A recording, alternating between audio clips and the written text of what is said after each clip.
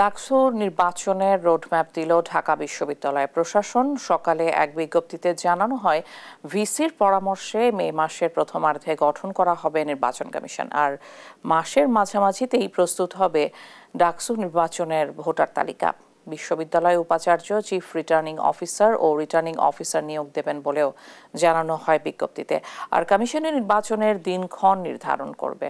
বিজ্ঞপ্তিতে বলা হয়, 2024 সালের ডিসেম্বর থেকেই বিশ্ববিদ্যালয় প্রশাসন বিভিন্ন অংশীজনদের সঙ্গে আলোচনা শেষে নির্বাচনের সিদ্ধান্তে পৌঁছেছে।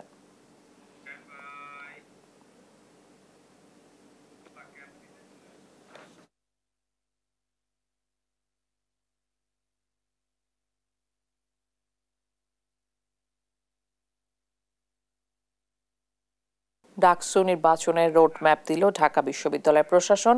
এই মুহূর্তে ঢাকা বিশ্ববিদ্যালয়ে রয়েছেন সহকর্মী আলিমুজ্জামান সাফওয়ান। সেখানকার পরিস্থিতি জানতে সরাসরি যুক্ত হব তার সঙ্গে। সাফওয়ান, ডাকসু নির্বাচন নিয়ে কি বলছেন ছাত্রছাত্রীরা, বিস্তারিত জানাবেন। ঢাকা বিশ্ববিদ্যালয়ের যে ডাকসু নির্বাচন সেটির একটি রোডম্যাপ ঘোষণা করেছে প্রশাসন। সেখানে কিন্তু বলা হয়েছে যে মে মাসের প্রথম সপ্তাহে আসলে একটি নির্বাচন কমিশন গঠন করা হবে এবং সেই নির্বাচন কমিশন মে মাসের মাঝামাঝি সময়ে সেখানে ভোটার যে তালিকা সেটি চূড়ান্ত করবে এবং তারপরে নির্বাচন কমিশন আসলে ঠিক করবে যে ডাকসু নির্বাচনের তারিখ সেটি কবে হতে পারে।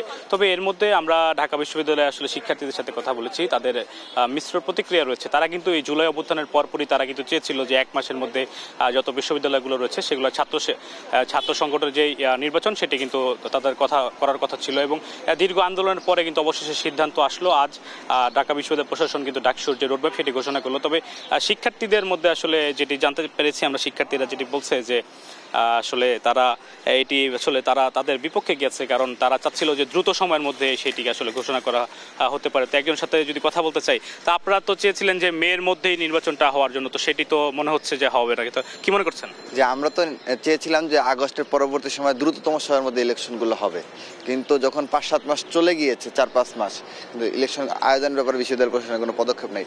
তখন কিন্তু আমরা আন্দোলন শুরু করেছি। এই ডিসেম্বর জানুয়ারি থেকে শুরু করে আমরা দীর্ঘদিন যাবত আন্দোলন করেছি অন্ততপক্ষে ডাকসু নির্বাচনে যাতে রোডম্যাপটা ঘোষণা করা হয়। তো প্রশাসন যখনই বলে যে এটা 2-1 দিনের ভিতরে করবে, তখনই আমরা দেখি যে সেটা শেষ করতে তাদের 1-2 মাস লেগে যাচ্ছে। তো আজকে তারা যে টাইম লাইনটা ঘোষণা করছে, সেই টাইম লাইনে তারা বলতেছে যে তারা মে মাসের মাঝামাঝিতে নির্বাচন কমিশন গঠন করবে, কিন্তু শিক্ষার্থীরা তো চায় যে ইলেকশনটাই যাতে মে মাসের মধ্যে হয়।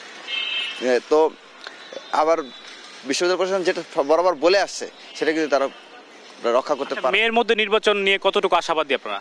যে আমরা প্রশাসনের প্রতি আহ্বান জানাবো যে আপনারা মে মাসের মধ্যে নির্বাচন আয়োজনের সর্বোচ্চ চেষ্টা করুন। শিক্ষার্থীদের যে চোখের ভাষা সেটাকে বোঝার চেষ্টা করুন, কারণ শিক্ষার্থীরা বারবার হতাশ হয়েছে। আপনারা যখনই বলেছেন 2-1 দিনের ভিতরে এটা করবেন, কিন্তু আপনারা সেটা করে 2-3 মাস লাগাইছেন। তো এই যে আপনারা এখন যাবার বলতেছেন যে এপ্রিলের মাঝামাঝিতে, মের মাঝামাঝিতে নির্বাচন কমিশন ঘোষণা করবেন, তো এটার মধ্যে এটা আপনারা পিছায় যাবেন কিনা সে ব্যাপারে আপনাদের ভাবতে হবে, যেন কোনোভাবে যাতে না পিছিয়ে এই সময়ের মধ্যে যাতে এটা করা হয়। তিনি যদি বলছিলেন যে তারা খুব করে চাচ্ছিলেন যে মেয়ের মধ্যে যাতে নির্বাচনটি হয়ে যায়, তবে আজ যেহেতু রোডম্যাপ ঘোষণা করা হয়েছে এবং সে অনুযায়ী বলা হয়েছে যে মেয়ের মাঝামাঝিতে আসলে যে ভোটার যে তালিকা সেটি চূড়ান্ত করে নির্বাচনের তারিখ দেওয়া হবে। তো আমার কাছে ঢাকা বিশ্ববিদ্যালয়ের যে ডাকসু ভবন, সেখান থেকে ছিল সর্বশেষ খবর। ইশিকা। সাফওয়ান, অনেক ধন্যবাদ আপনাকে। ডাকসু নির্বাচন নিয়ে সর্বশেষ তথ্য জানছিলাম সহকর্মীর কাছে।